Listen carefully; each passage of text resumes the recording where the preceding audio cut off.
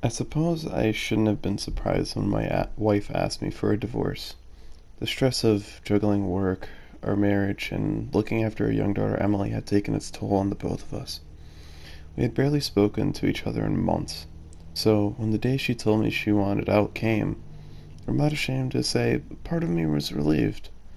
My relief was short lived, however. She presented me with a bag of clothes and told me to find somewhere else to live. I won't lie, I was angry. I mean, she was the one who wanted out of the marriage. Why should I have to leave? I may have said some things I'm glad our daughter wasn't around to hear. After 2 months of staying in cheap hotels, I finally found a place. I'm stupidly cheap. I had my doubts, but my ex refused to let Emily come and see me before I had found myself some permanent place to stay. I missed her so much. I'd often hear of how having a child changed you, but I never truly believed it until she was born. She was always perfect to me, with her golden hair and little snub nose. She always had me wrapped around her little finger. Even when she'd been naughty, all she had to do was smile at me. I couldn't bring myself to stay angry at her. When I opened the door to my new flat, all I was thinking about was how she would be allowed to visit in a few short days. God, that place was a shithole. The walls were stained, the appliance was gross. I spent my entire first day just trying to get all my stuff moved in. When I finally got the chance to sleep, I spent half the night being kept awake by music from a car outside. I had to bury my head under a pillow to even get a semblance of peace. When I woke up in the morning, I was covered in insect bites from the tips of my fingers to my elbows. I was just glad I'd worn a t-shirt. It seems that even the local wildlife was out to get my blood. At least it wasn't just my ex-wife. The spots where they had pierced the skin to state themselves on my lifeblood itched terribly. I went to the bathroom hoping that a wash would ease my pain. I opened the bathroom cupboard to get the soap and saw a tube of cream. It must have been left by the previous tenant. The label had been mostly rubbed off when I unscrewed the cap.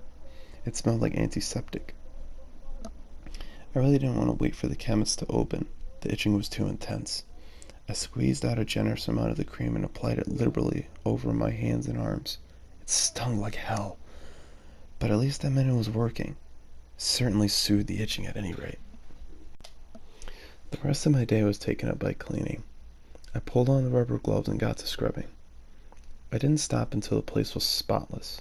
If Emily was going to come over, I wanted it to feel like a home, somewhere we could be together instead of some depressing pit where her father lives now. I didn't stop until late into the evening. When I finally peeled off the gloves, I noticed that the bites in my hand had somehow gotten bigger. Where once red pinpricks were now almost holes, deep in red. What I found especially puzzling was how there were no scabs or blood, just a crimson redness. I assumed it was because I had worn the gloves all day. I cursed myself for being so foolish and applied some more cream. I ate and decided to go back to bed after watching some TV.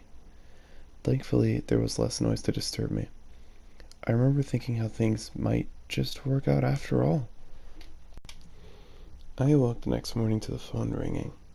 I blearily answered and heard my ex-wife's voice on the other end of the line. She irritably informed me that if I was still going to have Emily over to mine that afternoon, she needed to see photos of my flat. Otherwise, she would not allow Emily to see me there. As if I wouldn't have tried to make it perfect. I took some photos with my phone and sent them over, and she begrudgingly agreed it was acceptable. While I was taking pictures, I noticed that the wounds in my hand had gotten worse. Now each hole was rimmed with thick white crust that was hard to the touch. I didn't want to scare Emily, so I applied some more of the ointment and wrapped them in bandages. I looked at my watch. It was 11 a.m. Emily was due at 3. They gave me time to put the finishing touches to the place and still have some time to relax. As I fussed around, I could hear repetitive tapping noise like claws on the tile. I immediately checked the kitchen and the bathroom. The last thing I needed was rats. Not with Emily here. Thankfully, I couldn't find anything.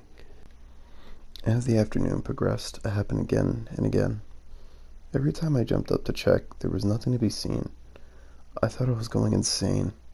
Still, it wasn't enough to dampen my excitement. It wasn't long before I heard the buzzer go off, signaling Emily's arrival.